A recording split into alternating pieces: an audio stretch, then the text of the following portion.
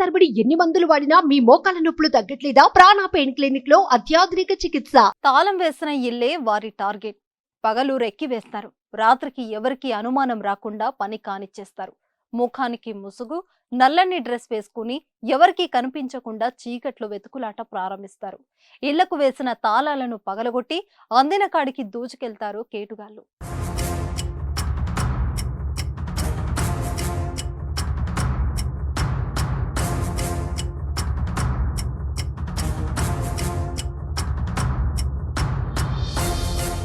తాజాగా యాదాద్రి భువనగిరి జిల్లాలో దొంగలు భీభత్సం సృష్టిస్తున్నారు.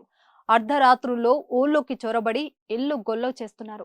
నిద్రలో ఉన్న గ్రామస్తులకు ఏమాత్రం అనుమానం రాకుండా చోరీలకు పాల్పడుతుండటం ప్రస్తుతం తీవ్ర సంచలనం రేపుతున్నాయి. యాదాద్రి భువనగిరి జిల్లాలో గత కొద్ది రోజుల క్రితం వరుస దొంగతనాలు పోలీసులకు సవాల్గా మారుతున్నాయి. రూటు మార్చి దొంగలు రెచ్చిపోతున్నారు. గత 2 రోజుల్లో 2 నుంచి 3 ఘటనలు చోటు చేసుకున్నాయి. ఆలేరులో 2 చోట్ల దొంగతనాలు జరగ్గా చౌటుపల్ మండలం మల్కాపురంలో దోపిడి దొంగలు భీభత్సం సృష్టించారు. ఆలేరు పట్టణంలోని రామ్ శివాజీనగర్, శాంతినగర్ కాలనీలో దొంగలు శుక్రవారం రాత్రి 3 ఇళ్లలో చోరీకి పాల్పడ్డారు.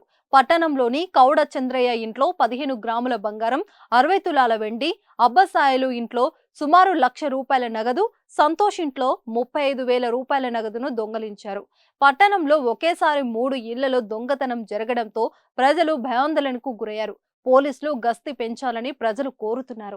మరోవైపు చౌటుపల్ మండలం మల్కాపురం గ్రామంలో సిద్దిపేట వెంకటరెడ్డి అనే వ్యక్తి ఇంట్లో 30 తులాల బంగారం, 35 తులాల వెండి, 1,20,000 రూపాయలు నగదు గుర్తు తెలియని వ్యక్తులు ఎత్తుకెళ్లారు. పోలీసులు ఘటనా స్థలానికి చేరుకుని దర్యాప్తు చేపట్టారు. దొంగల నుంచి ప్రజలు జాగ్రత్తగా ఉండాలని పోలీసులు తెలిపారు.